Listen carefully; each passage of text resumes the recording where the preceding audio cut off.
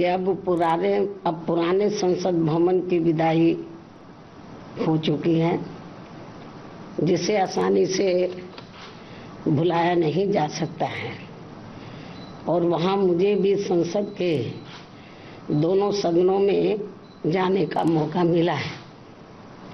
ये मेरे लिए सौभाग्य की भी बात है। तो वहीं दूसरी तरफ आज से वहाँ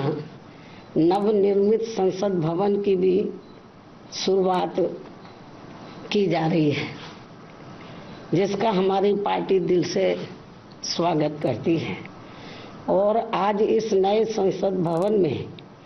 केंद्र सरकार द्वारा महिला आरक्षण बिल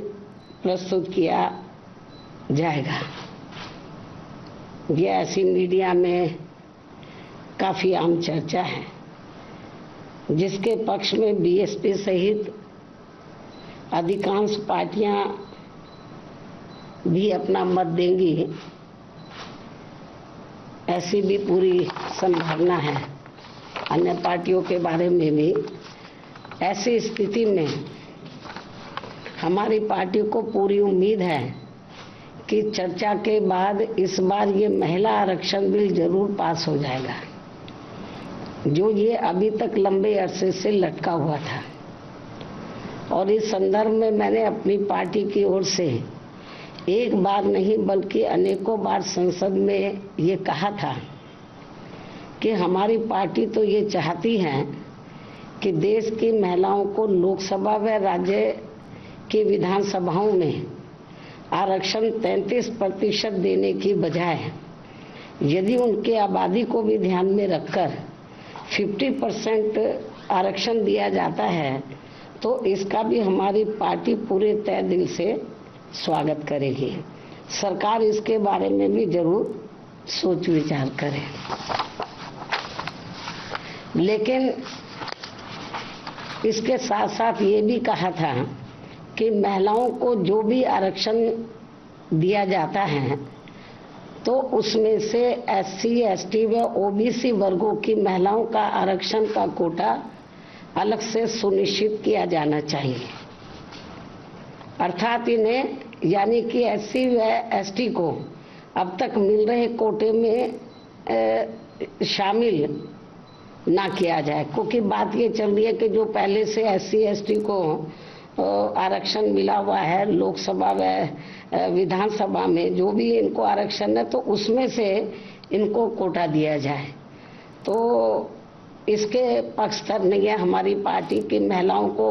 उसके एससी एसटी को जो रिजर्वेशन मिल रहा है लोकसभा और राज्य विधानसभाओं में, उसमें से इनको दिया जाए, ये ठीक नहीं है। उनका बना रहे, जो अब 33% दिया जा रहा उसमें से इनकी व्यवस्था होनी चाहिए। अर्थात वरना इन वर्गों के साथ काफी नाइंसाफी होगी। और यदि ऐसा नहीं किया जाता है तो फिर इन सभी वर्गों की पिछड़ी महिलाओं को यहाँ सामान्य सीटों पर जल्दी से मौका नहीं मिल पाएगा,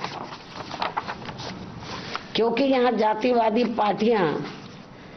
शुरू से ही इन वर्गों को किसी भी क्षेत्र में आगे बढ़ते हुए देखना नहीं चाहती हैं। जबकि भारतीय संविधान के मूल निर्माता परम पूज्य बाबा साहब डॉक्टर भीमराव अंबेडकर ने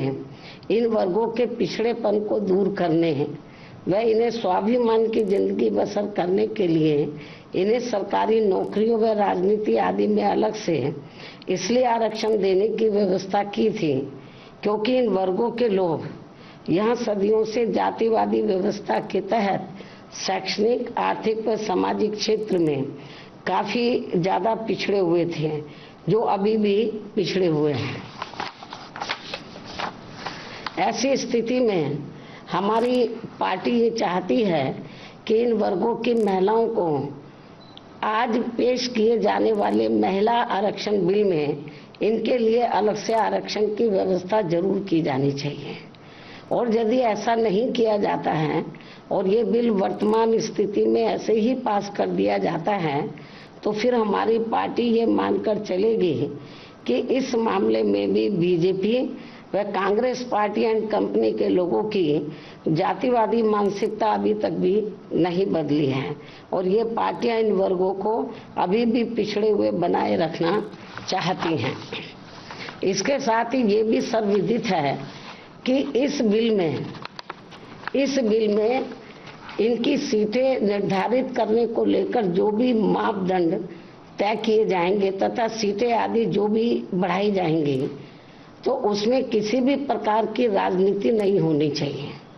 अर्थात उसमें पूरी पारदर्शिता होनी चाहिए और ये बिल समय से भी लागू होना चाहिए। बीएसपी की ये पुरजोर मांग व सलाह भी है। इसके साथ ही हमारी पार्टी यहाँ ये भी कहना चाहती है कि यदि आज आ रहे महिला आरक्षण बिल में हमारी पार्टी की इन मांगों पर अमल नहीं किया जाता है तो भी ऐसी स्थिति में हमारी पार्टी आज संसद में प्रस्तुत किए जाने वाले महिला आरक्षण बिल को फिर भी इसे समर्थन देगी व पास कराने में पूरी मदद करेगी, क्योंकि यहाँ सभी जाति व धर्मों की महिलाओं को हर मामले में पुरुषों की तुलना में अभी तक भी काफी पिछड़ा बना के रखा गया है। अर्थात देश में सब समाज की महिलाओं की सुरक्षा, सम्मान व